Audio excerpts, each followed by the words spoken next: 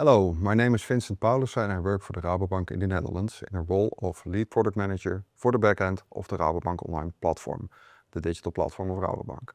Nowadays, we live in an era where IT has become way more complex and is the cornerstone of each company and enterprise. It is important to set up your organization as efficient and scalable as possible to stay competitive within the market. Today, I'm here to tell you about how we have set up the platform, the backend side specifically, to be able to cut lifecycle management by 50% in the future. And that doesn't mean that we'll reduce the amount of lifecycle management we do. That means that we organize it way more efficient and that we can actually spend time on development and innovation. The Rabobank app serves more than 90% of customer interactions nowadays. And after 5 to 6 years of work on the platform, we are proud to be a contender in the top 10 banking apps globally for 2 years in a row. Rabobank Online Platform, or short RP, is the digital platform used within Rabobank to build the digital channels. On top of RP, there are 3 main digital channels built, being consumer banking, business banking, and the global websites. RP has multiple propositions, but mainly we talk about the front end and the back end. We will now focus on the front end, on the back end proposition.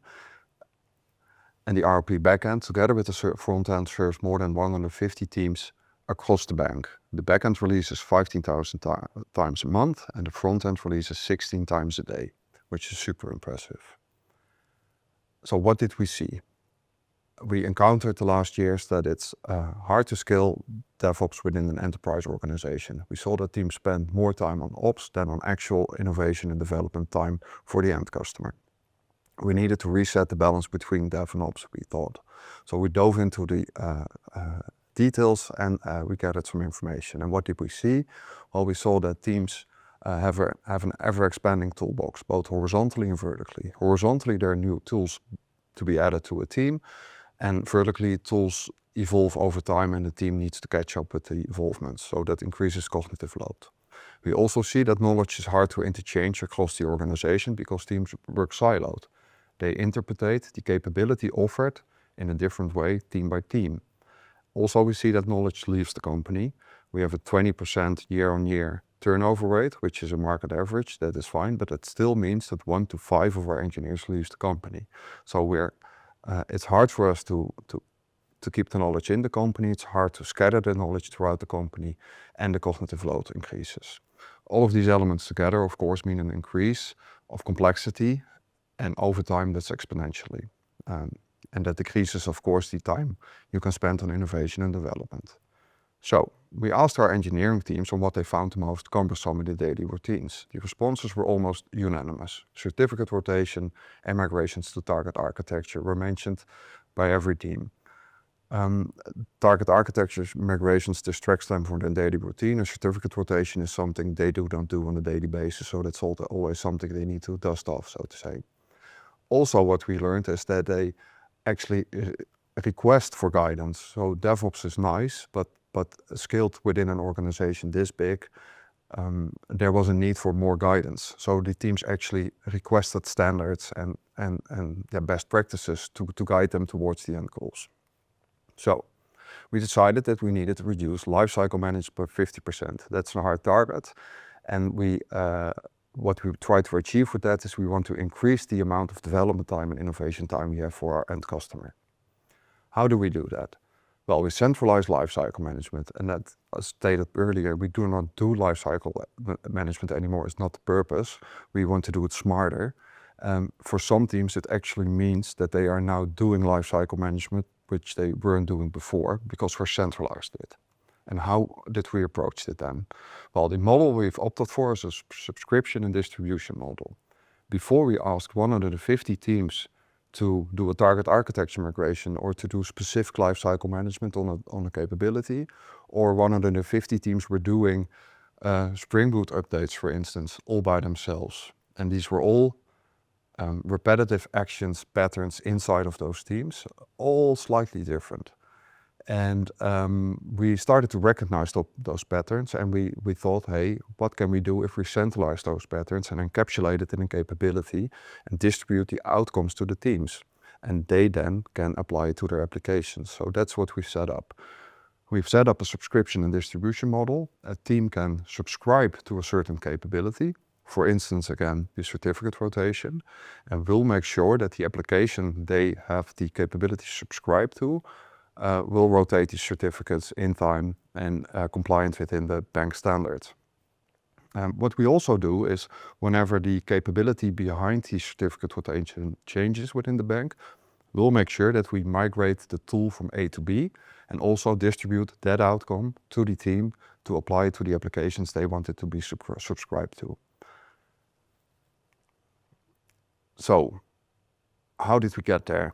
Well, first, of course, as you understand, we started with multiple interpretations across the company. So we needed to go to standards from that, right? Because we can pick up the standard and define the pick up the repetitive pattern we see and distribute the outcome of that standard pattern towards the applications again, which leads to reusability. So defining a standard is just the beginning, reusability is the end goal. So who works with golden paths nowadays? We all do, right? That's the market default now. And at Rabobank, we also make use of them to work our way to the standard. But the thing with the golden path is they lead to standards, but they automate nothing. They are just a recipe on how to do something. The actual effort still needs to come for the team who follows the golden path and owning the applications. When you get to a standard, that's when the actual platform work starts. So we offer managed standardized services via the subscription model, which are reusable across all teams. The leverage here is huge. So, and where's then the actual impact? Well, when we started with the subscription model, we focused on shortening the introduction phase at first. But then we quickly realized that we are only so much new, that there are only so much new applications being started throughout the year. The actual majority of the applications and software lives in the maturity phase. That's where the true impact is. So they spend the most time, of course, in the maturity phase as well. So lifecycle management and target architecture migrations happen in that maturity phase. So the introduction phase is only meant for setting the standard first time right, but then the true work starts in the maturity phase. So what did we need to get to such a setup? Well, I think you need a certain size. So I think if you have a market share of, let's say, 10 to 15 teams maybe, let's start with 10, it would be interesting to start with such a subscription model CQ team. The leverage starts with 1 to 10, but it grows exponentially when your market share grows as well. There's a huge uptake there. Also, a base level of standardization needs to happen first to get to the first standardized managed services, of course. That's a bit of a chicken egg situation. And you will need a buy-in from your users since they will need time to integrate with the new standard and apply to the standard offering, of course. So that's also the challenge we encounter. Standardization for the existing applications. We have 1,500 applications running already in production. And that's all in the maturity phase, right? So across the company, we see that different areas of the company interpreted certain capabilities differently, right? The siloed setup. So which preferred setup is then going to be the standard which we offer as a managed standardized service? That's the hard part we're getting at nowadays, to standardize across multiple areas and departments. When the managed standardized service doesn't match with the current implementation in a certain area, that's yet another migration for that team to the new standard. But then, in the end, it's going to be the last migration, of course, so that's the benefit. We actually would like to learn from you, how do you standardize across the whole organization? I'll come back to that later. So which value do we unlock? Well, we promise that we'll add 10 weeks of plain capacity to your feature teams on an annual basis. Or differently stated, 1 day per week of extra development capacity, which you can spend on your end user value. That's a long story. To recap it and to state it quite short, I think what I've just told you is that golden paths are content which lead to standards, and standards lead to automation and reusability. If you centralize LCM and target architecture migrations for the standardized components, you can distribute the outcomes to the platform users. You can do so via a distribution and subscription model, which offer these managed standardized services. And you have to be there throughout the whole platform lifecycle or product lifecycle, and not only the init phase. And by that, we will be able in the future to add 20% of capacity to a team. That's it. Thank you for your attention. If you would like to get into details, we would love to, on how it's needed to set this up, or what's needed to set this up, or how we tackle these the challenges mentioned.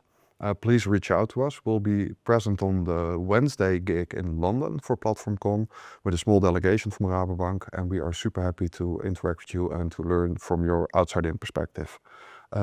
Thanks again, and see you soon, hopefully.